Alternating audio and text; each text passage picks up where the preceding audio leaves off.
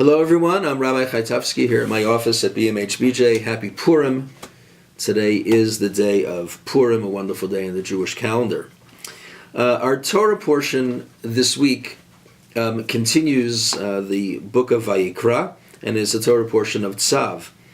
And it really has to do with the role that Aaron and his family are going to play in initiating or in officiating at sacrifices, what we call karbanot. And certainly most of the book of Vayikra deals with this esoteric practice. For us, sacrifices are, wouldn't say problematic, but sacrifices raise some eyebrows.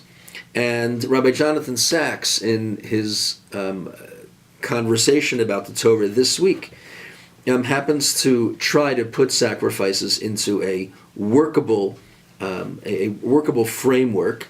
Not that he's going to be able to explain every detail of sacrifice, but as a concept, he makes one very, very valid point.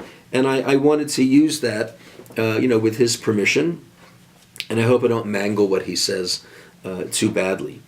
First, he points out that there were two institutions in Judaism: monarchy, kingship, and sacrifice, that were not unique in those days. Most nations had kings or queens ruling them. They subscribed to some form of monarchy, and almost every culture had some form of sacrifice. In our day and age, sacrifices seem very anachronistic because no one really has them anymore, and those that do, we often look at as strange and backwards. So without, again, getting into the details, Rabbi Sacks points out that if you look at the description of sacrifices in the book of Vayikra, they are very often accompanied, as we might expect, but with some reference to God. And we know that God has many names, but in the Torah, there are two primary names of God.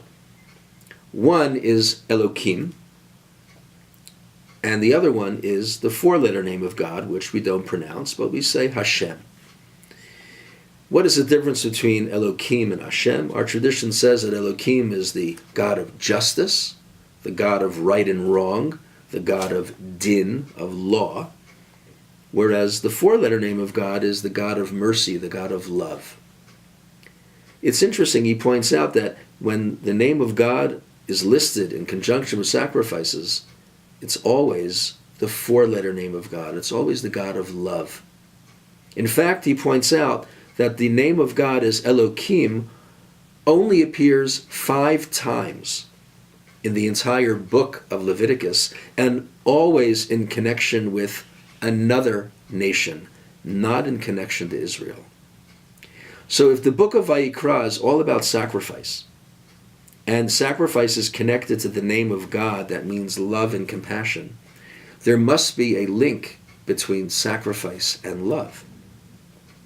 And he goes on, of course, to explain that and to expand that theme, and he says, indeed, sacrifice is often accompanied by love, and love often motivates sacrifice.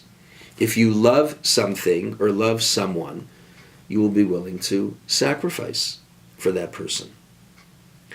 And sacrifice, in this case, based on the Hebrew word karban, which comes from the same Hebrew word as karov or lahakriv, to come closer, was a vehicle for the Israelite in those days to make a statement about how close they wanted to be with God. It was a journey, it was a vehicle to get closer to God.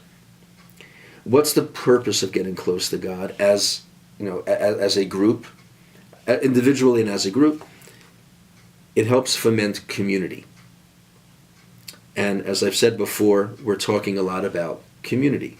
The holiday of Purim, which we're celebrating today, and Shushan Purim tomorrow, it's all about community.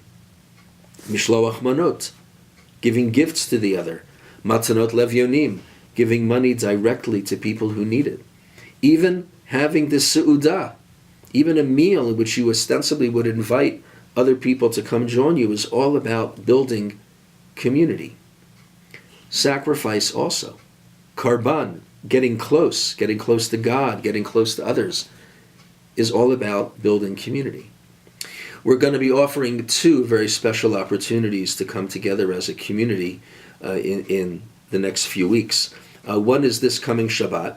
As some of you may know, our executive director, Deborah Lazer's daughter, Alyssa, has run away from home and is considered a missing and exploited child right now. They suspect they know where she is. They know that she is currently safe, but they're not quite sure what the future is going to hold in store. And this is obviously a very distressing time. You can find out more information on Deborah's Facebook page. But our community is going to come together to support her in her time of need this coming Shabbat, where after tefillah, after services, we're going to have a brief service of healing and the recitation of Tehillim. And Tehillim, as we know, is just a time-honored way of reaching out and trying to get close to God and close to each other as we support someone in need.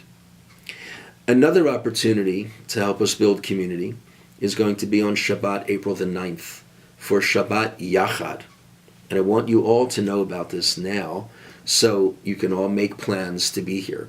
It's going to be a wonderful Shabbat of Ruach, of spirit, and of learning. We're going to meet together in Sharei Simcha in the chapel at our regular starting time at 9 a.m. It's Shabbat HaChodesh, davening is a little bit longer. And we're going to have Shacharit and Torah reading together. People will have an opportunity to hear from our master teacher, Essie Fleischman, about the Torah portion. And then, during Musaf, I will be leading a class about Musaf and about the upcoming Passover holiday. I will be connecting the 2 during my class in a very interesting way. And I'm hoping that this show of community, that both of these shows of community will really inspire us to continue to come together and to build community, stronger and more vibrant community in the weeks and the months that lie ahead. I hope you all had a wonderful Purim, and I want to wish all of you a wonderfully joyful Shabbat Shalom. Thank you.